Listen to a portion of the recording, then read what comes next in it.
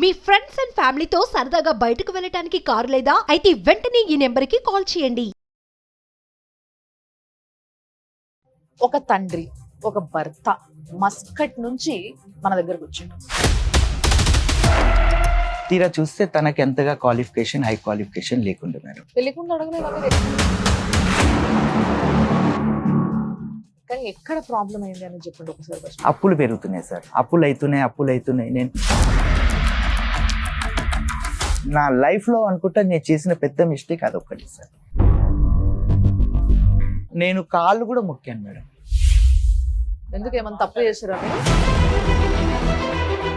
Return పంపిస్తానంటే నేను suicide చేసుకొని చచ్చిపోతాను. నన్ను వారం రోజులు మరి ఇప్పుడు మీకు ఏం కావాలి? ఇప్పుడు నా ఇంటికి వస్తున్నాను, చావైనా బ్రతికైనా అంతే. నన్ను కోటి సంపద చంపేశారు మీరు.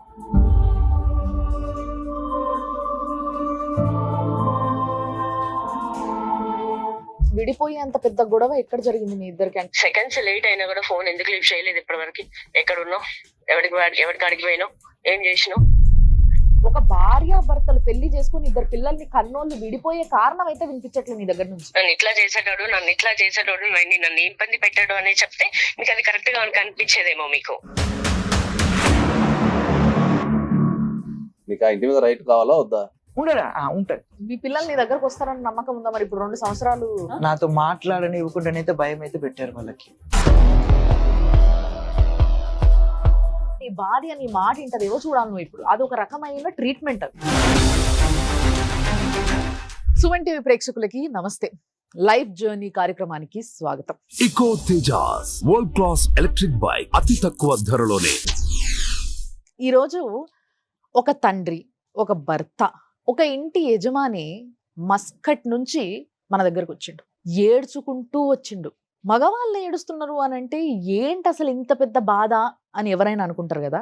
మరి ఈయన బాధ ఏంది, ఈయన చింత ఏంది, అసలు మన సుమన్ టీవీ మెట్లు ఎక్కడానికి కారణం ఏంది, ఈ విషయాలు తెలుసుకోవడానికి అండ్ ఆయనకి మన వైపు నుంచి ఏదైనా సహాయం చేయొచ్చా, ఆయన వైపు న్యాయం ఉందా అనేది చూడ్డానికి ఈరోజు మనం అడ్వకేట్తో పాటు ఇక్కడ కూర్చోవడం జరిగింది. మీ అందరికీ తెలుసు కదా. సో లైఫ్ జర్నీలో మనకి senior most advocate, high court advocate అయిన నాగేశ్వరరావు పూజారి గారు ఉన్నారు. సో ఆయనతో మాట్లాడదాం.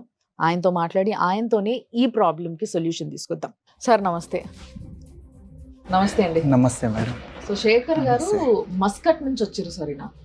మస్కట్ లో ఏం జాబ్ చేస్తుండే? Office assistant cum accounts. ఎన్ని సంవత్సరాలు ఉన్నారు అక్కడ? 2003 నుంచి టిల్ మొన్నటి వరకు సార్, ఆగస్ట్ వరకు.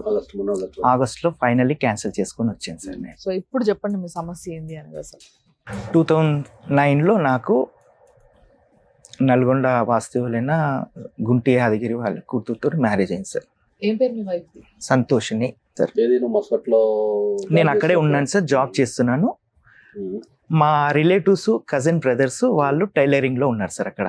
నాకు ఇప్పుడైతే ఎవరైతే మా అమ్మాయిని ఇచ్చారో నా మామయ్య వాళ్ళ చుట్టాలు కూడా 2-3 అక్కడ ఇదే సేమ్ ఫీల్డ్ లో టైలరింగ్ లో లేడీస్ డ్రెస్సెస్ కుట్టుతారు సార్ వాళ్ళు.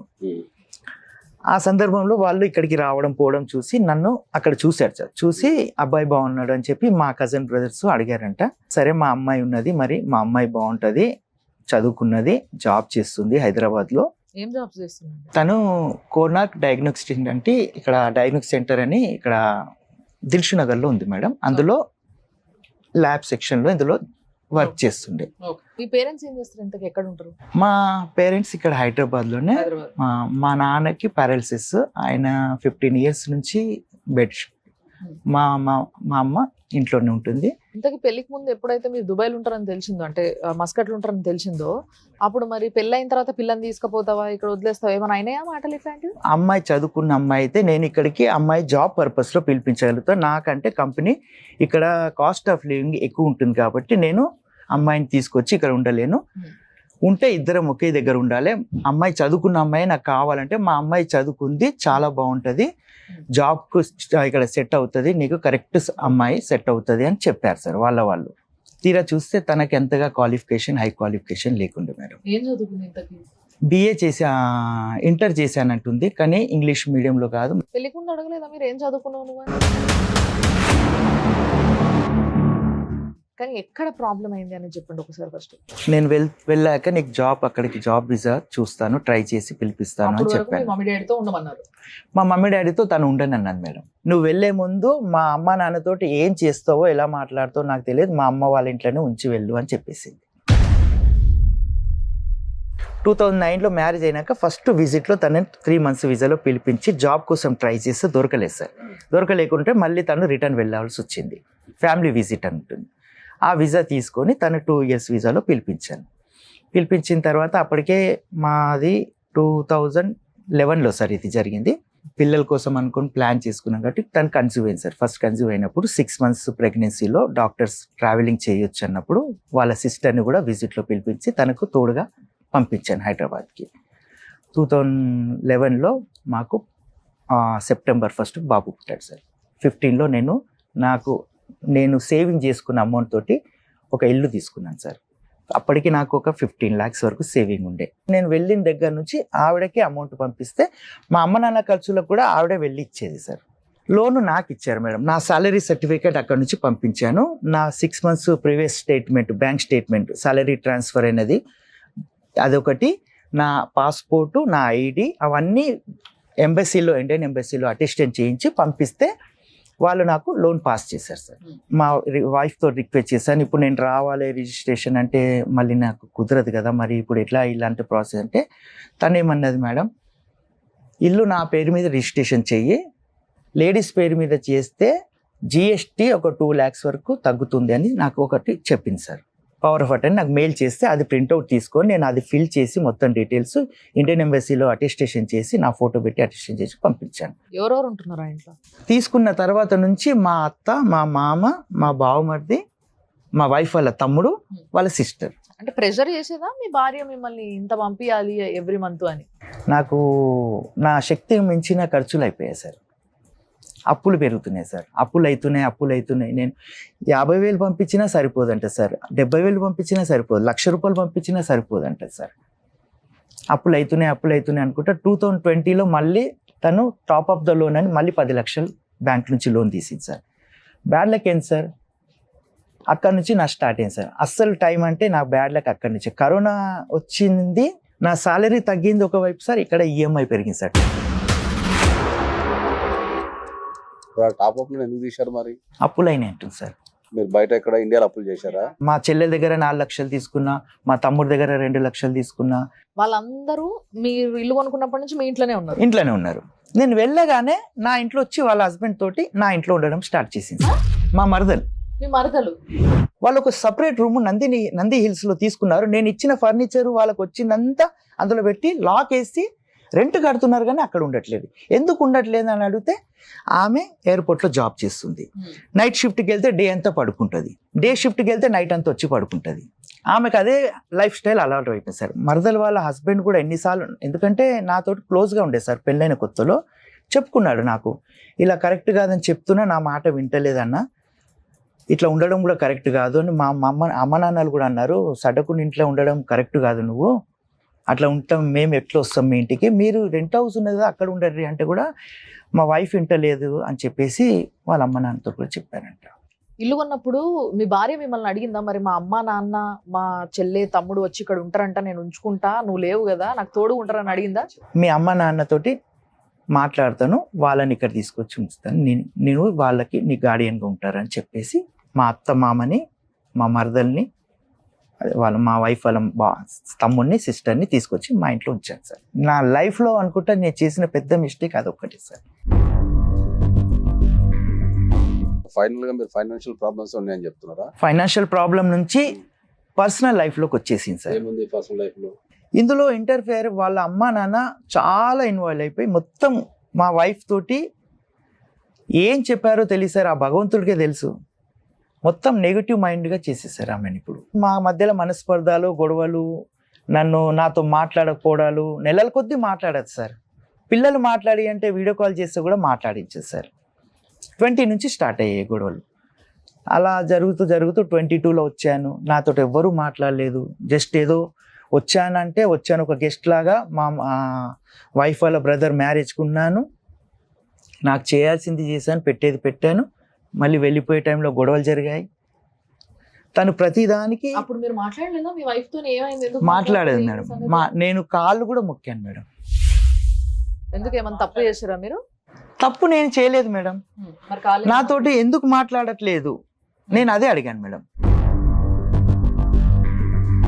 స్టార్టింగ్ లో విజిట్ లో పిలిపించాను కదా, తనకు జాబ్ దొరకకపోతే నేను రిటర్న్ పంపిస్తానంటే నేను సూసైడ్ చేసుకొని చచ్చిపోతానని నన్ను వారం రోజులు నన్ను నిద్ర లేకుండా తిండి లేకుండా నన్ను బెదిరించింది సార్.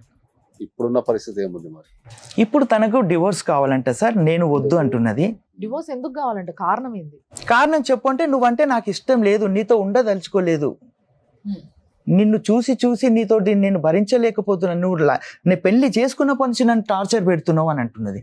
మేము కలిసి లేము అసలు. 2020 వరకు బాగానే ఉన్నాం సార్.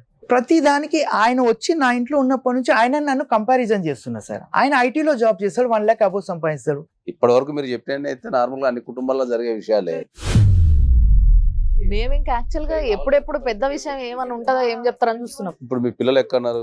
మా వైఫ్ దగ్గరనే మీ ఉన్నారు సార్. పిల్లలకు మీకు అటాచ్మెంట్ ఎట్లుంది? లేదు సార్, 2 years నుంచి నా సరిగా కాంటాక్ట్ లో లేరు సార్, మాట్లాడివ్వట్లేదు. మరి మీరు పెద్ద మనసులో పంచాయతీ లాంటిది ఏం పెట్టలేదు? సొసైటీలో ఉన్న పెద్ద మనుషులందరూ వచ్చారు సార్. వాళ్ళు ఎంత నచ్చి చెప్పారు, కలిసి ఉండండి భార్య పిల్లలు, మీరు మీ మధ్యలో ఏది ఉన్నా కనీసం పిల్లల కోసం కలిసి ఉండండి. నేను కోరేది కూడా అదే సార్.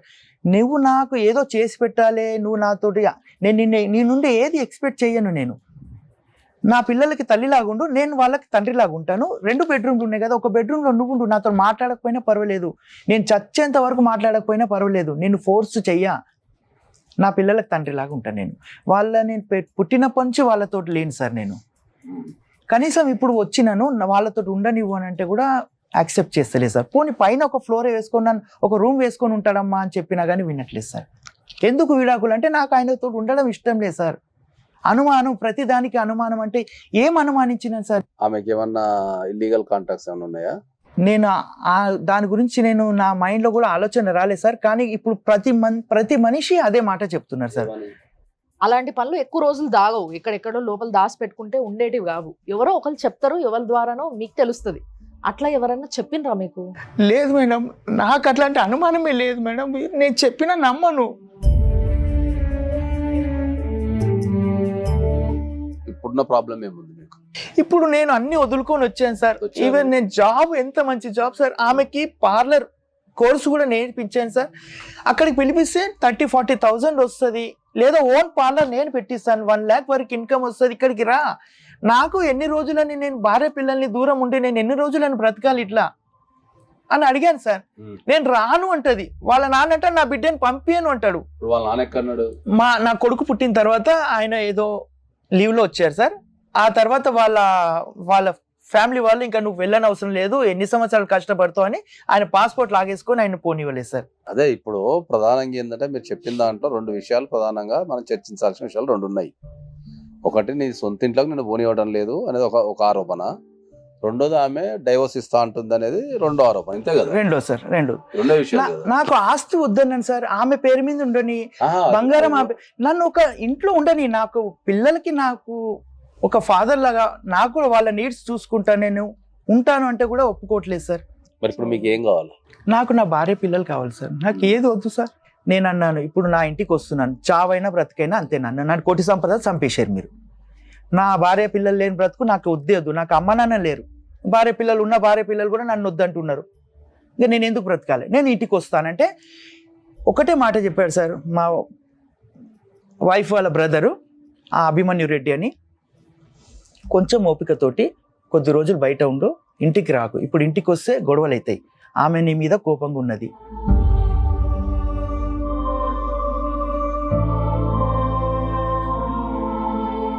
ఒక పని చేద్దాం సార్, అయితే ఒక్కసారి వీళ్ళ వైఫ్ తో కూడా మాట్లాడదాం. మరి ఆమె ఏం చెప్తుందో, ఆమె యాంగిల్ ఏందో చూసి విన్న తర్వాత ఒకసారి మాట్లాడదాం. హలో, సంతోషిని గారా? అవునండి, చెప్పండి. సంతోషిని గారు, మీ హస్బెండ్ శేఖర్ గారు సుమన్ టీవీకి వచ్చారండి. ఓకే. ఆయన ఏడుస్తున్నారు. మీరు అంటే తన వైఫ్ పిల్లలు కావాలని ఏడుస్తున్నారు. ఓకే. సో మీరేమో ఆయన వద్దనుకుంటున్నారట. ఓకే. ఏంటి రీజన్ అని అంటే, పెద్ద గొడవలు ఏం లేవు, నన్ను వద్దంటుంది తను అని చెప్పేసి చెప్తూ ఉన్నారు. ఓకే. మీరేమంటారు? అసలు ఏమైంది ప్రాబ్లం? ఎందుకు ఏడుస్తున్నారు మరి ఆయన? ఇప్పుడు ఏదైనా సిచ్యువేషన్ వస్తుంది, ఆ సిచ్యువేషన్ ఇది ఏంటి, ఇది ఎందుకని ఏది అడగొద్దు, క్వశ్చనింగ్ చేయొద్దు తనని. నేను ఏది కూడా అమౌంట్ ఇది ఇట్లా అంటే కూడా ఏది అడగొద్దు. తను అడిగిన దానికి సమాధానం అంతే. ఇది ఇంత, నువ్వు 3 కాళ్ళంటే 3 కాళ్ళే అనాలి, 4 కాళ్ళంటే 4 కాళ్ళే అనాలి. ఇప్పుడు అంతకుమించి ఇంకో మీకు క్వశ్చన్ నెల నెల చేయడానికి లేదు. పైసలు పంపించేటోడు అనేసి అంటున్నారు, మరి పంపించేవాళ్ళ నిజంగానే? పంపించాడండి. విడిపోయి అంత పెద్ద గొడవ ఎక్కడ జరిగింది మీ ఇద్దరికి? అంటే ఇప్పుడు బేసిక్ గా భార్య భర్తల మధ్యలో కొన్ని చిన్న చిన్నవి జరుగుతూనే ఉంటాయి, మళ్ళీ కలిసిపోతా ఉంటారు. చిన్నవి ఏం లేదండి. మ్యారేజ్ అయిన కాడి నుంచి యాక్చువల్ గా ఫుల్ పిచ్చ అనుమానం తనకి. ఇప్పుడు ఏమంటే ఎవరైనా చెప్తే కూడా నమ్మడానికి ఉండదు. తను అలా బిహేవ్ చేస్తాడు. కనిపించేది ఒకలాగా, వెనక తిరిగేది ఒకలాగా. కంపెనీ నుంచి రూమ్ ఉంటది, అన్ని ఫెసిలిటీస్ ఉంటాయి, ఏ ఇబ్బంది ఉండదు అనేసి చెప్పినోడివి. కనీసం తీసుకెళ్లి నువ్వు కనీసం ఒక పెద్ద హాల్ ఉంటుందండి, కనీసం ఒక 10 to 15 మెంబర్స్ ఈజీగా పడుకోవచ్చు. ఆ హాల్లో తీసుకెళ్లి నువ్వు అక్కడ ఉంచావు అనేసి ఒక అమ్మాయి ఎలా ఉంటది? ఇక్కడికి వచ్చిన తర్వాత కూడా మళ్ళీ సేమ్ అంతే. ఫోన్ కనీసం ఒక 5 to 10 minutes లేట్ అయినా లేదు, 5 to 2 seconds లేట్ అయినా కూడా ఫోన్ ఎందుకు లిఫ్ట్ చేయలేదు ఇప్పటి వరకు? ఎక్కడున్నావు, ఎవరికి అడిగి పోయినావు, ఏం చేసినావు? ఇవి మాటలు రిపీటెడ్ అసలు మనుషులని మానసికంగా ఎట్లా చేశారు అంటే. హింస పెడుతుంటే ఎవరికైనా వినిపించారా, లేదంటే ఏదైనా రికార్డ్ చేసి పెట్టారా మీరు? నేను ఎవరికి ఏమీ చెప్పలేదండి. వైఫ్ అండ్ హస్బెండ్ మధ్యలో చాలా మిస్అండర్స్టాండింగ్స్ ఉంటాయి. ఒకవేళ మీరు అన్నట్టుగా అనుమానమే ఉంది అనుకుందాం ఆయనకి, ఒకవేళ అనుమానమే ఉన్నా కూడా అది మీ ఇద్దరు ఒక దగ్గర ఒక స్ట్రెచ్ లో లేకపోవడం వల్ల కలిగిందే కావచ్చు అనుకుందాము. ఇన్ని సంవత్సరాలుగా పెళ్ళై ఇన్ని సంవత్సరాలుగా దూరం ఉన్నారు కాబట్టి. మరి ఇప్పుడు ఆయన అన్ని వదిలేసుకొని నాకు నా భార్య పిల్లలే కావాలి అని ఇటు వచ్చారు కదా. అవును, ఇటు వచ్చినప్పుడు మరి ఒక ఛాన్స్ ఇచ్చి చూడొద్దా మీరు? 2015 వెళ్ళి తీసుకున్నాము, అయిపోయింది. ఈఎంఐ కడుతున్నా, 2 years బానే కట్టాడు, చేశాడు. నేను జాబ్ చేస్తానని చెప్పాను. అవసరం లేదు, నువ్వు చేయాల్సిన అవసరం 10-12 వేల కోసం నువ్వు వెళ్లాల్సిన అవసరం లేదు. బస్సులలో అంతగానే తిరిగి వాడతాక వీడి దాకా ఎన్ని గంటలకు వస్తావో, ఏం చేస్తావో, ఇవి మా ఎన్నిసార్లు అడిగినా కూడా వంకరగా మాట్లాడేటోడు. ఇయర్ కి వన్స్ వచ్చినా కూడా 1 month లో 20 days ఏడ్చేదాన్ని నేను. యాక్చువల్గా చేసేటప్పుడు కూడా ఫోన్ తీసా అంటాడు, మీ ఫ్రెండ్స్ ఇట్లా చేస్తారంటావు, మా ఫ్రెండ్ ఇట్లా చేస్తారంటారు, వాళ్ళు ఇలా ఉంటారంట, వీళ్ళు ఇలా ఉంటారంట. వాష్రూమ్ లో స్నానం చేసేటప్పుడు కూడా కన్నంలో పెంచి చూసేటాడు మేడం. అక్కడ ఉన్నప్పుడు ఎవరికి చెప్పుకోవాలి ఇవన్నీ? బాగానే ఉన్నారు కదా. మా హస్బెండ్. మీ హస్బెండ్ నిన్ను చూస్తే ప్రాబ్లం ఏంటమ్మా నీకు? అమ్మా నన్ను చూసినప్పుడు నీకు అవసరం ఏముంది మేడం? నీకు అవసరం ఏముంది? అప్పుల మంచి చూడాల్సిన అవసరం ఏముంది నీకు? ఏదైతే ఆయన ఇందాక ఒక వీడియో కూడా చూపించిండ్రు, ఇంటి ముంగట వచ్చి ఇంటి ముంగట దిగిన తర్వాత కూడా మీ తమ్ముడు గేట్ మీద నుంచి ఆయన కొడుతూ ఉన్నాడు కదమ్మా. ఓకే, అది కరెక్ట్ కాదు కదా. పోనీ మీ హస్బెండ్ మిమ్మల్ని ఎప్పుడైనా కొట్టాడా? కొట్టలేదు, కొట్టండి కదా. ఏది కూడా ఒక భార్య భర్తలు పెళ్లి చేసుకుని 2 పిల్లల్ని కన్నోళ్ళు విడిపోయే కారణం అయితే వినిపించట్లేదు నీ దగ్గర నుంచి. నన్ను ఇట్లా చేసేటాడు, నన్ను ఇబ్బంది పెట్టాడు అని చెప్తే మీకు అది కరెక్ట్ గా కనిపించేదేమో. మీకు మీరు విడాకులు కావాలంటున్నారట కదా, విడాకులు పంపించారా? నోటీసు పంపించారా ఆయనకి? ఇంకేం పంపించలేదు మేడం. మరి ఏంటి మీ ఉద్దేశం ఏంటి? మీ 2 పిల్లలు ఉన్నారు, 2 పిల్లల జీవితం నాశనం అయిపోతుంది కదా మీరు ఇద్దరు విడిపోతే. అయినా నువ్వు సేమ్ యాక్సిడెంట్ అలా ఫైనాన్షియల్ గా అలాగే చేసావు, మానసికంగా అలాగే చేసావు, శారీరకంగా అలాగే చేసావు. ఎవరన్నా వీడియోస్ ఇస్తారా చెప్పండి మేడం మీరు? వీడియోస్ ఎవరన్నా వీడియోస్ నా దగ్గర ఉంటే ఈ పాటికి ఎప్పుడో నేను చేసేదాన్ని. ఇప్పుడు ఏమనంటే ప్రూఫ్స్ అడుగుతారు, నేను ఎక్కడి నుంచి ప్రూఫ్స్ తీసుకురావాలి మేడం? ఏం వీడియోస్ తీసాడమ్మా? 4 గోడల మధ్యలో కూడా వీడియోస్ తీసేవాడు మేడం. మిమ్మల్ని వీడియో తీసేవాడా? అవును మేడం. మిమ్మల్ని తీసింది మీరు చూసారా? చూసాను. ఆ సెల్ పగల కొట్టింది కూడా నేనే ఫస్ట్ లో. మీ 2 పిల్లలు మైనర్లు, 2 పిల్లల గురించి మీరు ఏం ఆలోచించారు? పిల్లలకి ఎప్పుడైనా తండ్రి ఎంత ఇంపార్టెంటో తల్లి అంత ఇంపార్టెంటో, తల్లి ఉంటే సరిపోదు, తండ్రి కూడా అంతే ఇంపార్టెంట్. ఏం చెప్తారు మీరు దాని గురించి? Okay madam, 100% right. అలా అని తల్లికి ఒక్కదానికే ఉంటేనే సరిపోదు కదా మేడం, తండ్రికి కూడా ఉండాలి కదా. ఇప్పుడు తను వచ్చి దగ్గర 2 years నుంచి పిల్లలతో మాట్లాడనివ్వలేదు అని చెప్పేసి చెప్తున్నాడు ఆయన. అది 100% తప్పు మేడం. పిల్లల గురించి నేను ఆలోచించాను కాబట్టి నువ్వు ఆలోచించి నిలబెట్టిన దాన్ని నన్ను ఎట్లాగో సంకలనకి ఇచ్చినావు. నన్ను అనుమానించినవో, తిట్టినవో, కొట్టినవో, 10 మందిలో పెట్టినవో, ఏం పెట్టినవో నీ మనసాక్షికే తెలుసు. పిల్లల గురించి నేను ఆలోచించాను కాబట్టి రోడ్డు మీద పడుతున్న దాన్ని కాపాడుకున్నా నేను. ఇప్పుడు నార్మల్ గా వచ్చిన చెప్పేసరికి మేడం నేను చెప్తా విను ఒక్కసారి. సంతోష్ని, నువ్వు 1 మీ భర్తతో కలిసి ఉంటావా? 2 భర్త నువ్వు 2 కలిసి కొనుక్కున్న ఇల్లుని ఆయనని ఉండనివ్వకుండా బయటికి తోసే అర్హత నీకు లేదు. లేదా ఎవరు ఉండకుంటూ ఉండాలి, అంతే తప్పితే ఆయన ఉండకుండా చేసే అర్హత మాత్రం నీకు లేదు ఒకటి. అండ్ మూడోది పిల్లల భవిష్యత్ ఏంటి, ఈ మూడిటికి మాత్రం సమాధానం చెప్పు. వీటి గురించి ఏం ఆలోచించను. అది మీ వైఫ్ అక్కడికి వచ్చినప్పుడు ఏదో పెద్ద హాల్ తీసుకొని ఉంచిండ్రు మీరు అని అంటుంది, అది ఏంటి హాల్లో ఉంచారా? హాల్ కాదు మేడం, ఫస్ట్ టైం వచ్చినప్పుడు నా కంపెనీ నాకు పర్మిషన్ ఇచ్చింది, విజిట్ వీసాలో వస్తుంది కాబట్టి ఇచ్చారు, కంపెనీ రూమ్ ఇచ్చారు, కంపెనీ రూమ్ లోనే ఉన్నది వెళ్ళిపోయింది. Okay. Second time permanent visa తీసినప్పుడు కంపెనీ నాకు ఇవ్వదు మేడం, ఎందుకంటే అది ఓన్లీ మేనేజర్ లెవెల్కి పెద్దవాళ్ళకే ఇస్తారు వైఫ్ కి వీసా, పిల్లలకి. నాకు నా పొజిషన్ ని బట్టి ఇవ్వరు, ఎందుకంటే నాకు ఇస్తే ఇంకా 10 మందికి 100 మందికి ఇవ్వాల్సి వస్తుంది, అది సిచ్యువేషన్. కాబట్టి ఇవ్వనన్నారు, రూమ్ ఇవ్వనన్నారు, వీసా ఇవ్వనంటే నేను బయట పే చేసి, అక్కడ స్పాన్సర్లు ఉంటారు సార్ ఆ కంట్రీ వాళ్ళు, వాళ్ళకి పే చేసి నా వైఫ్ని పిలిపిస్తున్నా అంటే వాళ్ళ రెస్పాన్సిబిలిటీ మీద వాళ్ళు ఒక వీసా ఇస్తారు మేడం.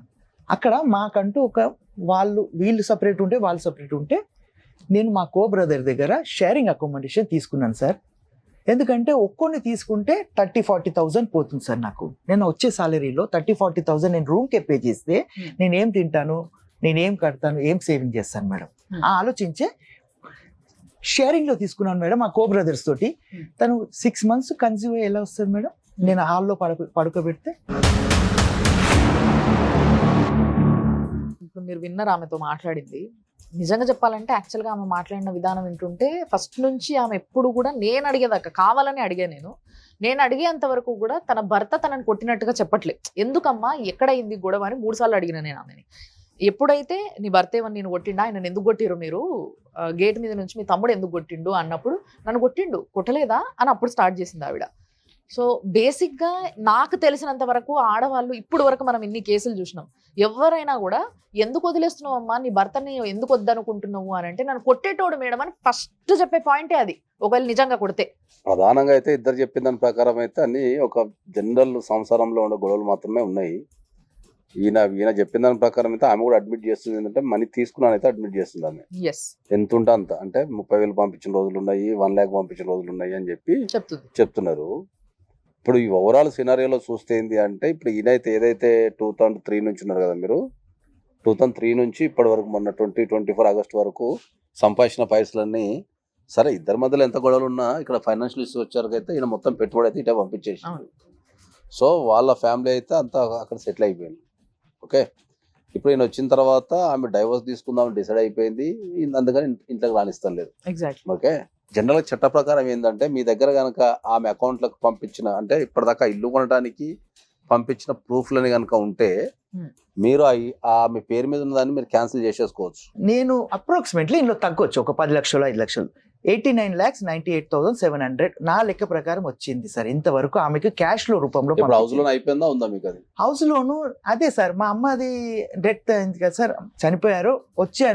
వచ్చి నేను వెళ్ళిన 1 week 10 daysకే నాకు తెలియకుండా వాళ్ళ మదర్, ఫాదర్, బ్రదర్, సిస్టర్ అందరిని తీసుకెళ్లి బ్యాంక్ లోన్ అవుట్ స్టాండింగ్ మొత్తం క్లియర్ చేసి, బ్యాంక్ మేనేజర్ తోటి ఏం మాట్లాడుకున్నారో తెలియదు, డాక్యుమెంట్ తీసుకొచ్చుకొని దాచేసుకున్నారు సార్. ఇల్లు డాక్యుమెంట్ ఎంత క్లియర్ చేశారు మీ ఐడియా ప్రకారం? బ్యాంక్ వాళ్ళు అంటున్నారు 22 lakhs సార్. దానికి సంబంధించిన డీటెయిల్స్ ఇవ్వండి సార్ అంటే ఇవ్వట్లేదు సార్ వాళ్ళు. ఇది సేల్ డీట్ ఆమె పేరు మీద చేయించారు సార్, దానికి సంబంధించిన పవర్ ఆఫ్ అటెండ్ సార్ నేను పంపించాను. ఇది పంపిస్తేనే వాళ్ళు ఆమె పేరు మీద రిజిస్ట్రేషన్ చేస్తానన్నారు, ఆమెకి రైట్స్ పవర్స్ ఇస్తాన్నారు. ఇల్లు ఆమె పేరు మీద ఉంది కాబట్టి డాక్యుమెంట్స్ ఆమెకే ఇచ్చేస్తారు. లోన్ క్లియర్ చేసేటప్పుడు లోన్ బ్యాంక్ వాళ్ళు ఎవరు క్లియర్ చేసినా తీసుకుంటారు. అక్కడ వైఫ్ అండ్ హస్బెండే కాబట్టి ఆ బ్యాంక్ వాళ్ళతో టచ్ లో ఉంటారు కాబట్టి ఎవ్రీ మంత్ ఈఎంఐ పోతుంది కాబట్టి పేపర్లు ఆమె దగ్గరనే ఉన్నాయి కాబట్టి ఆ ముందే బ్యాంక్ వెళ్ళి చెప్పి ఉంటుంది, పేపర్లు నా పేరు మీద ఉన్నాయి, లోన్ నేను కట్టేస్తాం, మా హస్బెండ్ అంటే డిఫాల్ట్ ఇచ్చేస్తారు. వైఫ్ అండ్ హస్బెండే కదా. నాకు 51 years సార్. నేను ఇప్పుడు అది తీసుకొని ఏం చేస్తాను సార్, నేను సంపాదించే నా పిల్లలకి ఏం చేస్తావు అనేది ఇక్కడ పాయింట్ కాదు. ఇప్పుడు ఆ ఇంటి మీద నీకు రైట్ ఉందా లేదా అనేది ఒక పాయింట్. నీకు ఆ ఇంటి మీద రైట్ కావాలా వద్దా?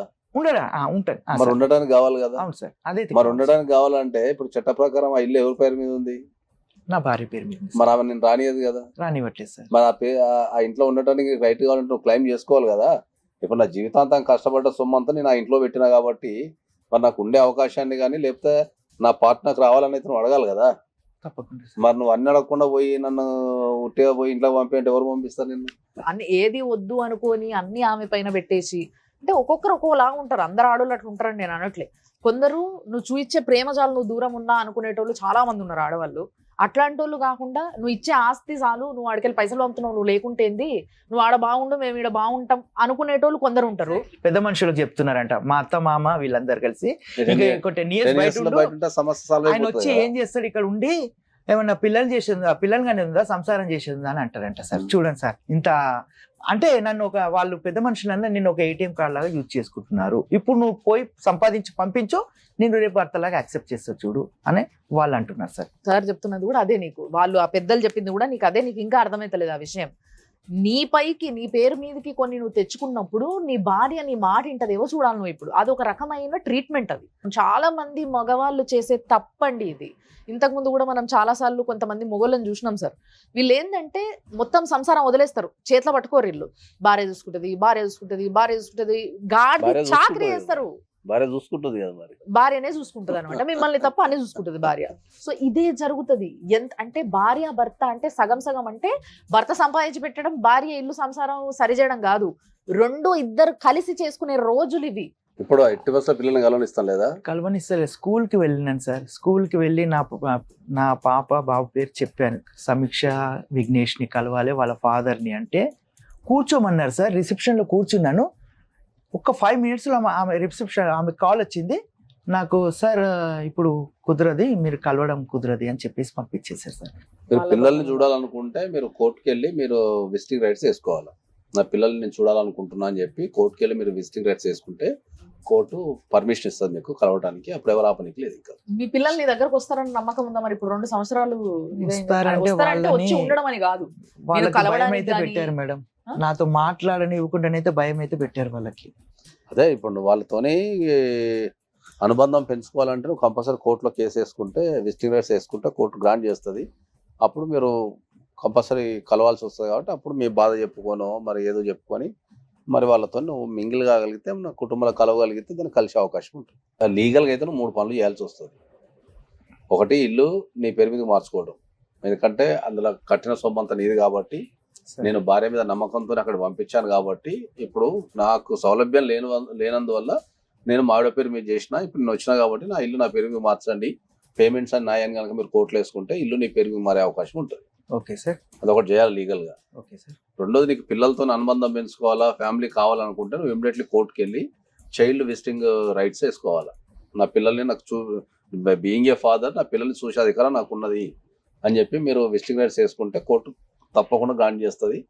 ఆ విజిటింగ్ల వల్ల మీ మధ్యలో ప్రేమ, అనుబంధాలు, ఆప్యాయతలు పెరిగే అవకాశం ఉంటుంది. ఓకే, పిల్లలు కాబట్టి కొద్దిగా అవతల సైడ్ నుంచి కూడా ఏమన్నా కొద్దిగా బెదిరించో లేకపోతే మాట్లాడద్దాను ఇన్స్ట్రక్షన్స్ ఇచ్చుండొచ్చు. ఎగ్జాక్ట్లీ. సో నువ్వు ఫ్రీక్వెంట్ విజిట్స్ చేయడం ద్వారా వాళ్ళ మనసు మార్చగలగాలి. అండ్ ఇంకోటి, అది. ఈయన భార్యను కోరుకుంటున్నాడు కాబట్టి ఆయన కౌన్సిలింగ్ కూడా మనం మీ భార్య కోరుకుంటున్నాం కాబట్టి మనకు జనరల్ కౌన్సిలింగ్ ఇప్పించుకోవచ్చు, పిలిపియచ్చు. కౌన్సిలింగ్ రాకపోతే నువ్వు డైరెక్ట్ RCR అనే ఒక పిటిషన్ ఉంటుంది, దాన్ని రెస్టిట్యూషన్ ఆఫ్ కాంజుగల్ రైట్స్ అంటాం మనం. అంటే నా భార్యతో కలిసి జీవించే అవకాశాన్ని నాకు ఇవ్వండి అని చెప్పి మీరు కోర్టులో వేసుకుంటే కోర్టు ఆమెను పిలిచి కౌన్సిలింగ్ చేయడం కానీ, లేకపోతే నువ్వు గట్టిగా చేస్తే ఆమె కార్డు ఇవ్వడం కూడా జరుగుతుంది. నీ సమస్య కంపల్సరీ లీగల్ ద్వారానే సాల్వ్ అవుతుంది. ఎందుకు అంటే ఆల్రెడీ నువ్వు ట్రై చేసినావు, పెద్ద మనసులో ట్రై చేసిండు, 2 స్టేజ్లు దాటిపోయినాయి సార్. కాబట్టి ఇక మీకు PS వరకు కూడా పోయింది కాబట్టి నెక్స్ట్ లెవెల్లో మీకు కోర్టు అయింది. అంటే చాలా రోజులు గుంజిరు దాన్ని. మీరు అట్లీస్ట్ ఇప్పుడైనా మీరు చెయ్యాల్సినవి ఓ స్టేజ్లోనే, ఎప్పుడైతే గొడవలు దూరం పెరుగుతుందో అప్పుడే చేస్తుంటే ఈ పాటికి సాల్వ్ అయిపోయేది.